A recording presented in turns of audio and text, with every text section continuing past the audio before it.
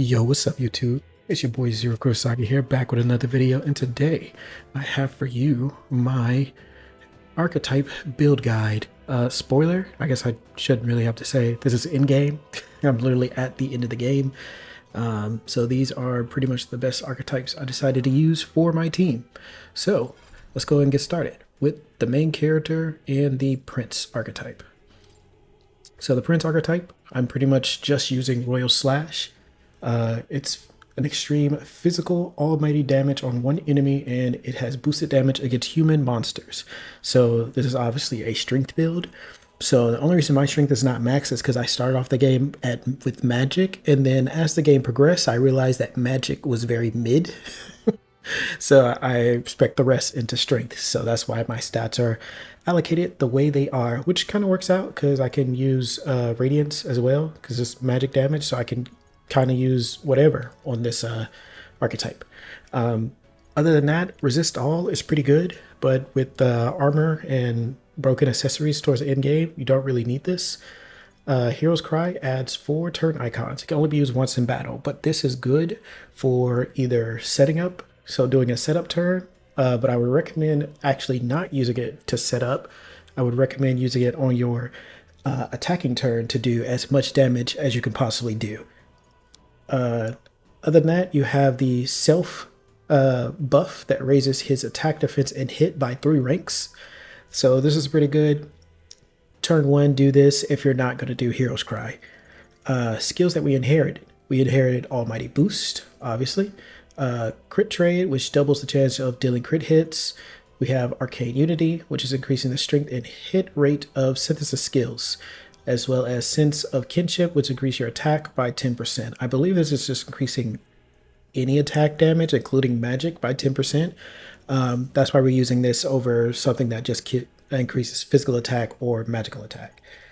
The synthesis skill you want to use, obviously, is Royal Sword. Deals severe physical almighty damage to one enemy and increased damage against human-type enemies. So, again, really good against the humans and bosses in the endgame. I will go over the equipment after I've gone over the archetypes. Next character, we have Stroll. Stroll is our slasher. He's doing the slashing damage, so we have the first skill, which is a single target with a high crit rate. It's heavy physical damage, so it's not the strongest, but the high crit rate is really good. He has this for his AoE, the Vorpal Blade, which is an extreme physical slash damage to all enemies, and it decreases their attacks for 3 turns, which is great. This skill we don't often use because if you're going to AoE, lowering the enemy's attack is probably better than just doing raw damage. But if you just want the most damage, this will do probably more damage than Vorpal Blade because it's 8 hits guaranteed, and his strength stat is maxed. Concentrate is great, which is increasing your attack by 3 ranks for 3 turns. Pretty good. And his passive is amazing. If the wielder defeats an enemy with a physical attack, no turn icon is lost. You pretty much always do physical attacks, so yeah, if you kill something, you don't lose a turn icon. Inherited skills, you have Slash Boost. We have Critical Trade, which is doubling the crit rate to enemies. We have the Arcane Unity, which is increasing the strength hit rate of synthesis skills, and Heat Up. This is the other skill, what is just physical skill attacks, not all attacks. So that's why we use Heat Up. And of course, you have 2 really good synthesis skills, the Perilous Stone Cleaver, which deals a severe physical slash to one enemy and adds a turn icon if you deal a killing blow. Really good.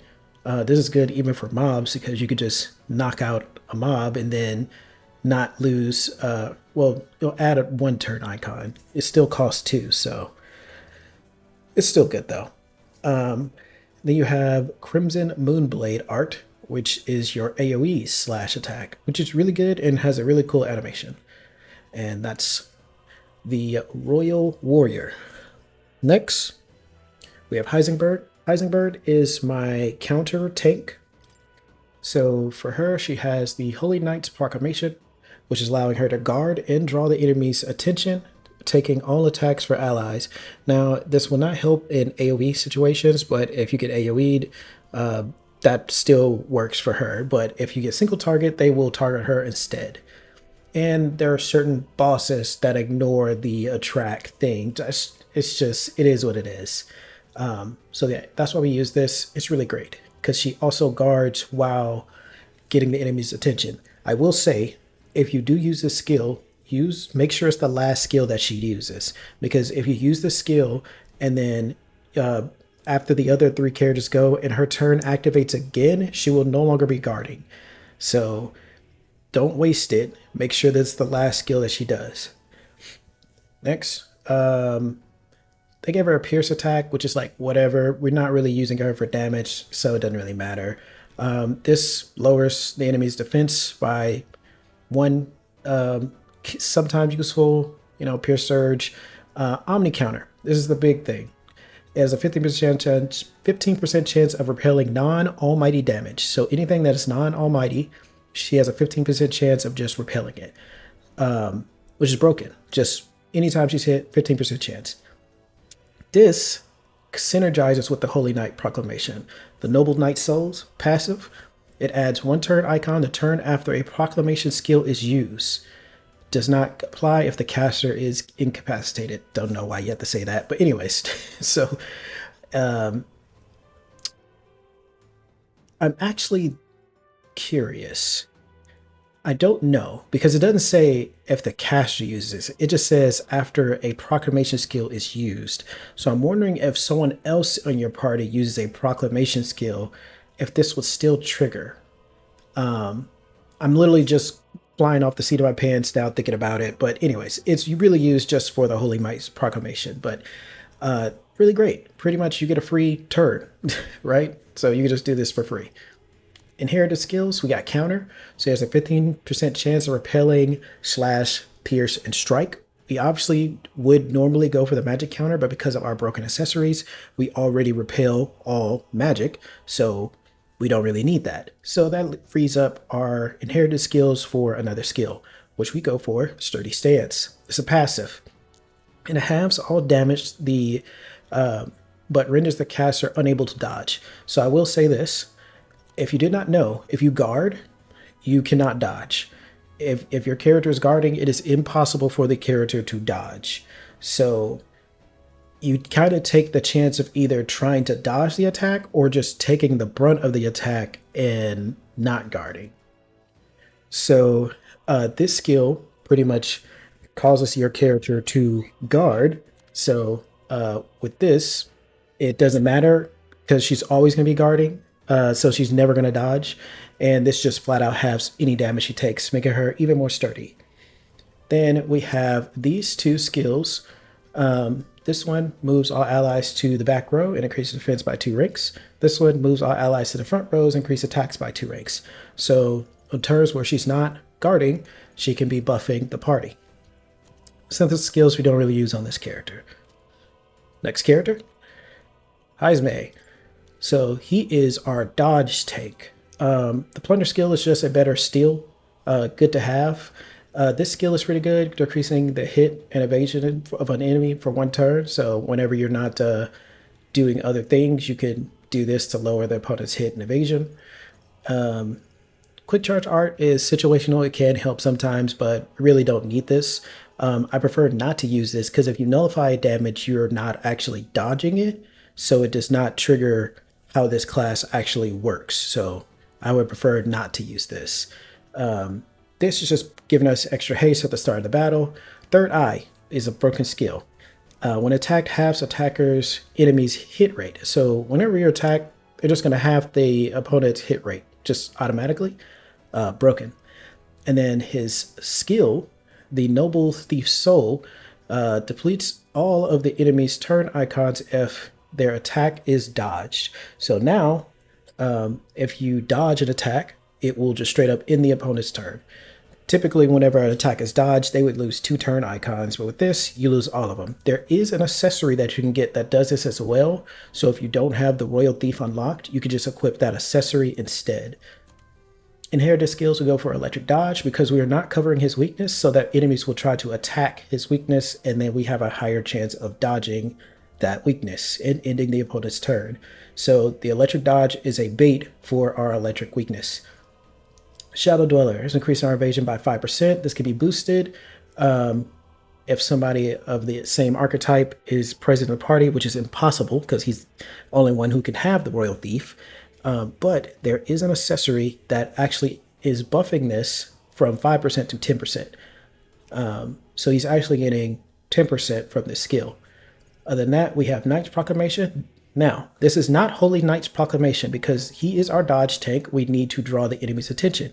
But because we're not using Holy Knights, he's not guarding. He's just taking their attention and taking on the attacks for one turn. This means that he can still dodge any attacks that come his way.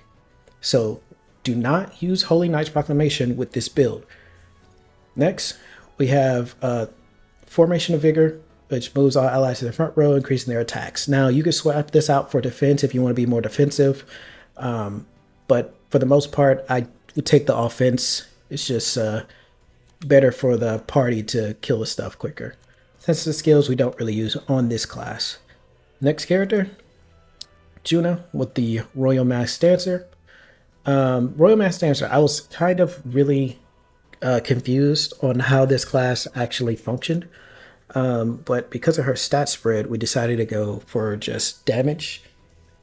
And her this attack, Ruined Flamethrower, is an AoE fire attack, heavy, and it removes the target's buff effect. So it can, I think it's either Dakunda or Dakaja, it's one or the other.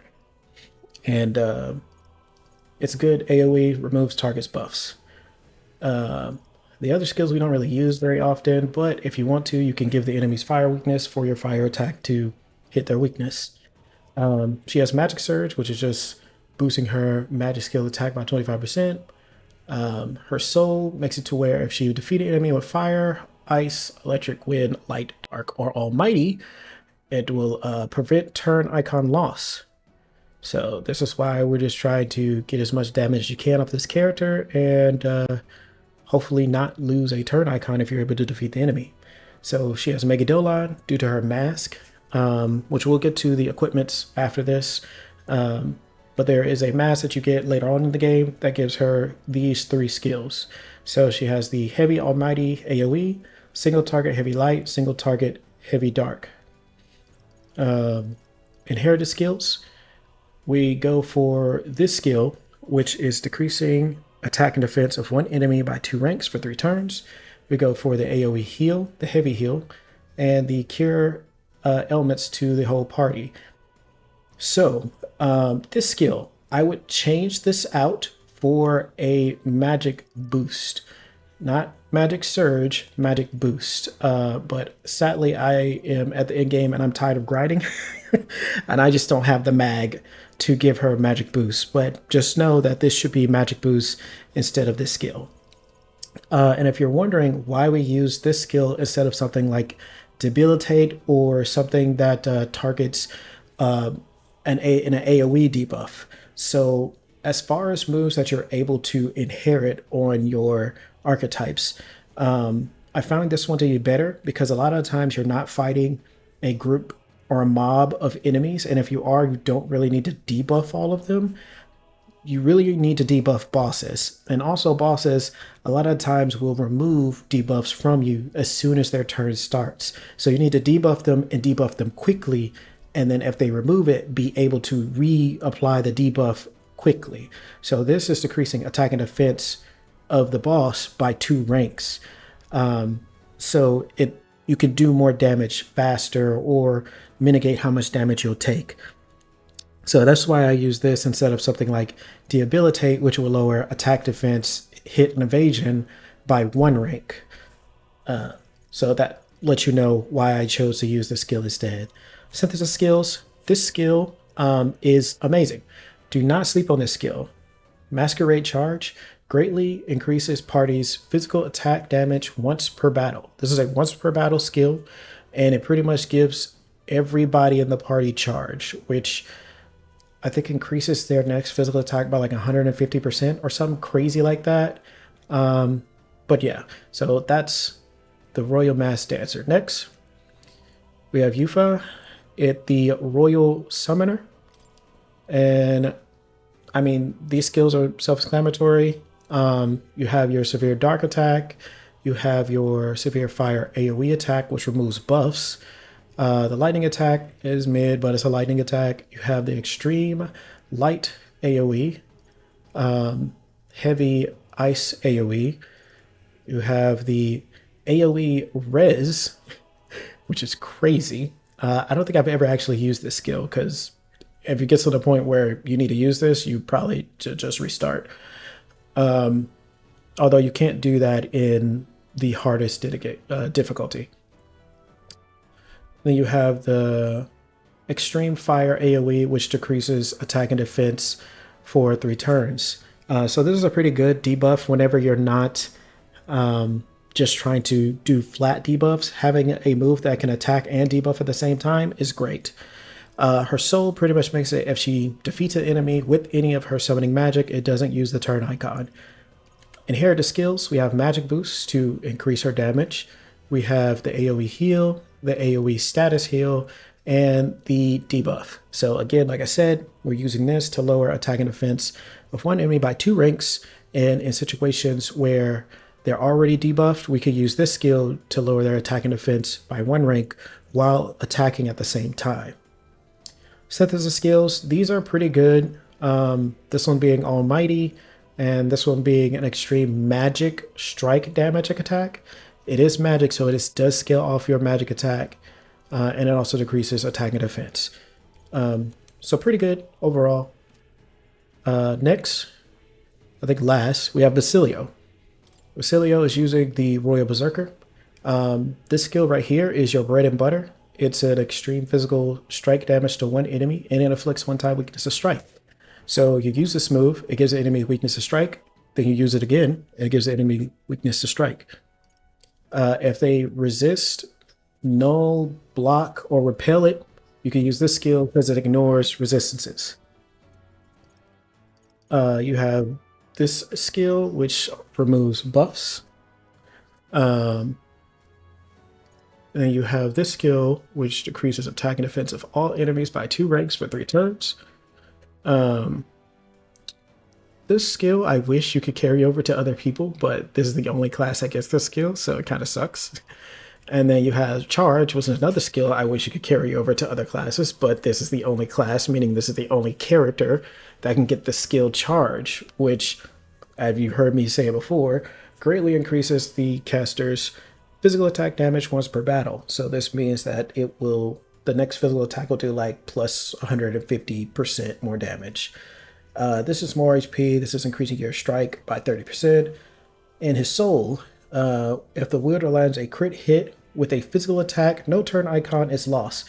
This soul is actually better than most souls because most souls you have to defeat the enemy. This one, if you land a crit, it just doesn't use the turn. So it's just better. This is better than like any other soul in the game. Inherited skills, we have strike boosts, of course. And for him, we decided to build him a little bit differently. So I will say with any physical attacker, you're going to build one of 2 ways. The ways that you pretty much see me building the other classes is a more active battle way. This one is more situational. So we're using Spirit of Adversity, which increases crit rate when the wielder is mortally wounded. So the lower your HP, the higher your crit rate is increased. Then we have Reverend Seeker, while in front row, increased damage of all skills potency to the HP loss. So the more HP you lost, it will increase your attack by that much. So this is a more kind of setup build using these 2 skills. Again, you could swap these out for the other skills that I were using on the other characters. Like the crit trade, which is more passive. You don't have to worry about your HP. And then you could use, I don't use this on him because we don't use synthesis skills on that character. But yeah, you can just use one of the other skills that just increase your attack instead of using the Revenge Seeker. Like the short range boost, which just increases attack all skills by 10% if you're in the front row. So yeah, that's pretty much It Senses skills, none of these are really good. You have a strike AoE that ignores resistance, and then you have a almighty damaging attack that removes status, repel, or strength buff effects on the target. This is pretty good in certain situations, but I typically would not use it on this character. Last, let's look at the equipment. For your weapons, you're pretty much just gonna go for whatever gives you the most attack. And any pluses that I have on it, it's just a plus. So this one prevents anxiety for all party members, pretty good. Armor, you're pretty much gonna do the same thing, whatever gives you the most defense, unless you're building a specific way. So this gives me pretty high defense and all stats +5. This crown, I think, is necessary for the protagonist if you're using the prince. I think you can only use this crown if you're using the prince archetype. It just gives you an extra turn icon in battle, which is broken. This mirror repels all magic except Almighty, so I don't have to worry about magic whenever I'm fighting with this character. You can always change this out for, I believe there's one where it increases. Oh yeah, this one. Overlord Sash is increasing the MP cost and strength of your synthesis skills. So when you do your synthesis skill, it will do more damage, but it'll cost more MP. Next, we have Stroll. Of course, highest attack. I didn't go for the highest attack for him because this one actually increases crit hit rate chance over increasing damage against human monsters. This just seems universally better. And once you get to end game and you have max stats, the extra 5 strength doesn't really do anything because your strength is already at max. So that's why we use this weapon instead of the other one. Again, whatever armor works for you, highest defense. This one is also giving us plus strengths and it knows fire. The gear, I didn't really find any gear pieces I thought that really suited him. You could go for the one that just increases your strength at the start of the turn, but like towards the end game, this kind of gets overscaled by just, you know, other setups and other loot that just gives you better stats. I can't keep that armor on. It's too weak. Accessory, we're using the Overlord Sash for him because we actually use the synthesis attack with him more than we do with the main character. Next, you have Heisenberg. This lance, of course, is broken. I don't think I have a stronger lance, but this lance I probably would never change because it increases the chance of counter skills activating. So Omni counter, as well as her regular counter skill, has a higher chance of activating. I don't know the percentage, but it's just better, so why not use it? Armor, you're going for the highest defense you can, but this also has resist slash, so if for whatever reason she does get hit by a slash, she resists it. So it just covers her weaknesses even more. We go for this gear because it's giving her a large HP recovery every turn, and more endurance and more agility as well. So just super defensive. And we gave her the accessory that repels all magic, so she doesn't have to worry about magic.